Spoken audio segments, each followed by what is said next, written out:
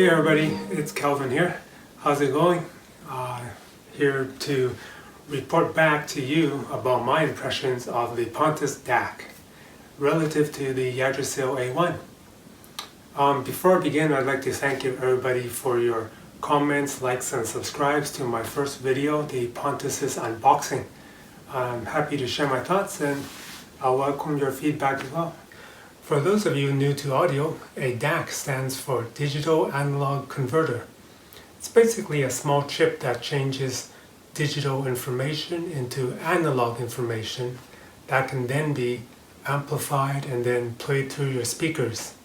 Now, most DACs today are the microchip style, very small, and then we have a lot of popular brands like Brown or Wolfson's. And you find these in iPods or AV receivers. So in the case of Schiit, they have their own microprocessor. It's called Delta Sigma, I believe.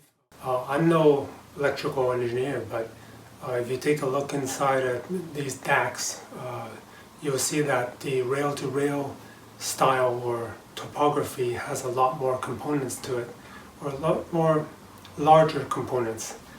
And for the Pontus, it has two transformers in it. So two, I would say, toroidal transformers. So that's quite a hefty sum of parts there. So I'm not sure there's any other DACs at this price range that has two large transformers in it. So with the Denafrips products, you're getting quite a bit of cost savings as we, the consumers, could, being manufactured in China and then not having a marketing department, basically. So now the reason why I chose the Pontus is I was looking for an upgrade. Being interested in audio, you're kind of always looking for an upgrade. At least I am. And then I heard a lot about the Aries II. So I took a look at Denafrips' website, and I saw the Pontus. I was like, oh, okay, looks pretty good. So I'll give it a try. It can only be better than the Aries II, right? So for me, I think the aluminum faceplate really sold it to me. This basically reminds me of my vintage Marantz integrated 1120, I believe. So all aluminum, you won't find any plastic at all. So how is the usability? Now for the on-off switch, when you turn it on, the light here is actually a standby light, so it turns off when you turn the unit on. But then the rest of the lights on the resolution and then input will come on, so you'll know that the unit is actually on. There's actually a hidden feature or function here that you won't see unless you take a look at the instruction manual, and this is to be able to change filters, basically to be able to change the sound of the unit or sound characteristics. So the filters are sharp and slow. So I gave these a try, and basically I think slow means smooth and then sharp means clear, at least to my ears, and that's what I thought. And by default, the filter is on sharp from the factory. So if you take a look at the lights here, you won't be able to tell which filter is being used. You have to go into the mode setting. So since there are two filters you can choose from, it gives us some flexibility in what kind of gear you want to pair with. So say for example, if you have a system that's more vivid or analytical, maybe even bright, then you can choose the slow filter. As for myself, because my amp is fairly smooth and then I have soft dome tweeters, I tend to keep it on the sharp setting. Of course, it doesn't have to be just choosing a filter for your gear. It could be even for your music. Say for an album that you like a lot, but maybe you want to just change the characteristics of, then you have this choice as well. Now let's talk about heat and noise from this unit. It actually runs really cool. So in the summertime, I turn it on, I leave it on, listen to music for about 2 hours, even during the daytime, and it's still pretty cool to touch. And this is probably because it only draws less than 20 watts. So that's it's a bonus. So noise, when you change resolutions, say you're listening to Tidal and it changes from MQA to regular hi-fi or CD quality, there's no mechanical noise from the unit itself. So the unit is pretty quiet. There is, however, a little bit of static sometimes when you change resolutions, and the static comes from the speakers, so you'll hear it from there. But it's really faint, so it doesn't really distract me. I will point out, however, that I tend to leave the unit off completely, so there's no power going to it, and I only turn it on when I listen to music. So I'm not even in standby mode most of the time. And I haven't noticed any change in the sound characteristics of the unit, nor have I noticed any sound change from the break-in period.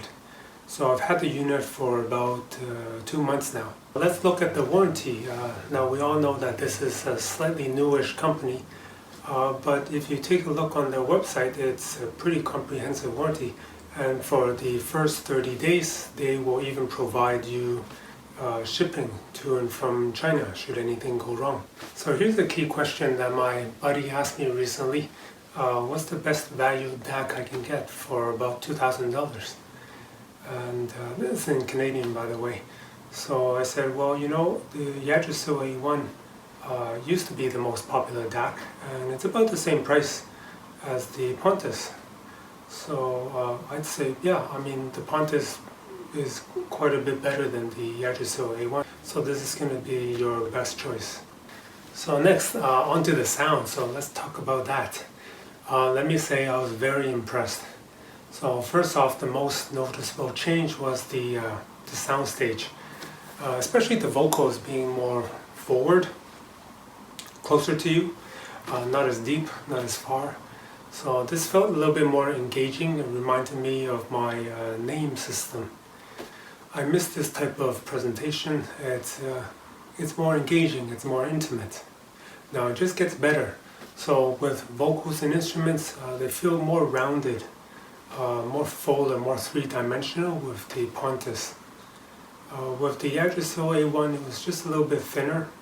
So if I were to compare this to, like, say, art or painting, I would say like the Yggdrasil is similar to like wood block printing, a little bit more two-dimensional, and then the Pontus is more similar to like Renaissance art, where the like brush strokes are a little bit more refined, a little bit more detailed, and it has a lot more shading.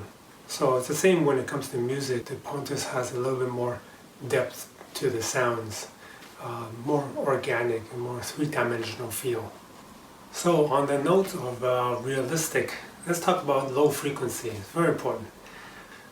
In music, it often sets the mood. So in music reproduction, like you know, our audio equipment, so it basically gives us depth, sort of like a physical depth of the sound stage, and also depth of the vocals.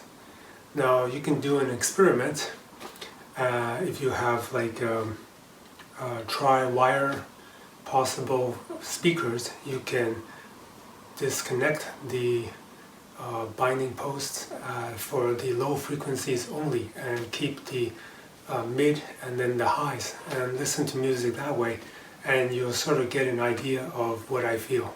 What I did find out with bass reproduction with the Pontus, I'm very impressed with.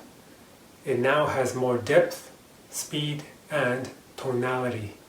So next, let's talk about the high frequencies from the Pontus DAC. Compared to the Yggdrasil, it's not as sharp or thin. Maybe you can even say a little bit bright. So with the Pontus, the high frequencies are not as bright, it's a little bit smoother. At the same time, it's a little bit more resolving as well. So this was a big welcome bonus for me. Especially if you're listening to vocals, it just feels more organic, a little bit more realistic. Now you could say, why didn't you pair it with the Reference 3 preamp? Since it's a tube preamp, it would help smooth things down for you. And yeah, I did give it a try, and it was smoother. However, it lacked liveliness, and it just wasn't as transparent as I liked it to be. So to me, it made music a little bit uninteresting. But maybe you like a very smooth system, and that's fine too. Everybody has their preferences. So I'd like to talk a little bit about my experience with my gear here, because you don't really know what the full potential of your gear is unless you try it out with something different, or maybe basically a comparison, if you will. So until now, like for example, I haven't tried my ATCs with amplifiers that are like 500 watts, and I haven't tried my Passlabs amp with giant speakers like Wilson's, so I really don't know how they would sound in those conditions. And I've been told the ATCs are hard to drive and they only go down to 40 Hertz. And I've heard that the Passlabs here is really smooth, so when it comes to bass it doesn't really have much of a punch, it's a bit on the smooth side. But to me, I really didn't know this because I didn't have any other components to try it with. I had my Yggdrasil A1, of course.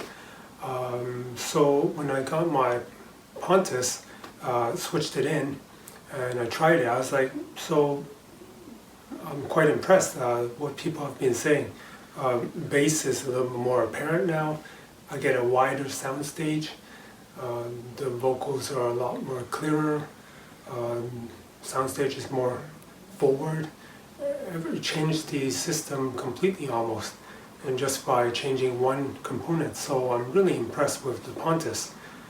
It's quite an affordable purchase, if I could call it that, because it's basically replacing my Yggdrasil A1. And if you buy that new, it's basically the same price. So let's talk about music. Since music is what brought us here, I'd like to introduce a couple songs. I think you'll like my picks. The first one is by Stevie Ray, and this song is in the blues category. So it's called Tin Pan Alley. Now this song has a lot of reverb, sort of like similar to what you would call echo, I guess. And it's a very engaging song. It's very organic. So with the Pontus DAC, this reverb or this echo is a little bit more transparent. It's quite a bit more clearer. So it really brings out the liveliness of the performance. It sort of feels like Stevie Ray is right in front of you in your room performing to you. When you hear people talk about air, you can really hear the air in this song because of all the reverb it uses in its recording. So the next song is by Fleetwood Mac. It's called Dreams. I love this song. However, with the Yggdrasil A1, there were some hi-hats in the foreground that were a little bit on the bright side. And then also the vocals, her voice was on the center, but it was a little bit thin. So when I switched to the Pontus, these two issues sort of changed or disappeared. The hi-hats were smooth, it was rounded, and so were the vocals. It was a little bit more full, more organic. So I was pretty happy with the results. Now the last song is by Deadmau5. This is electronic music. So with electronic music, the imaging can be very flexible or creative. Because for example, if you have a jazz song, very simple setup would be the piano on the one side and then the vocals on the other side. And then if you have orchestra, then maybe you have the flutes in the left front and then the trombones in the right rear. But with electronic music, there's no set rules, so the artist can be fairly creative. Now this song by Deadmau5 is called For Where. So this song has a lot of sections where the instruments just bounce from left to right. It's sort of like a spatial ping pong, if you will. And it also plays with the phase. So something could be in phase and then it could be out of phase and just feels like it's hovering right above you. It's pretty creative. Even if you don't have title, all these songs are on YouTube. I'll post a link in the descriptions. Okay, and there you have it. Thanks a lot for tuning into my channel. My name is Kelvin and this is my channel, All Things Audio. I'm very happy with my new purchase. It's basically replacing my Yggdrasil A1. So if you own this unit as well, let us know what you think in the comments. And remember to like and subscribe, and feel free to ask any questions you have.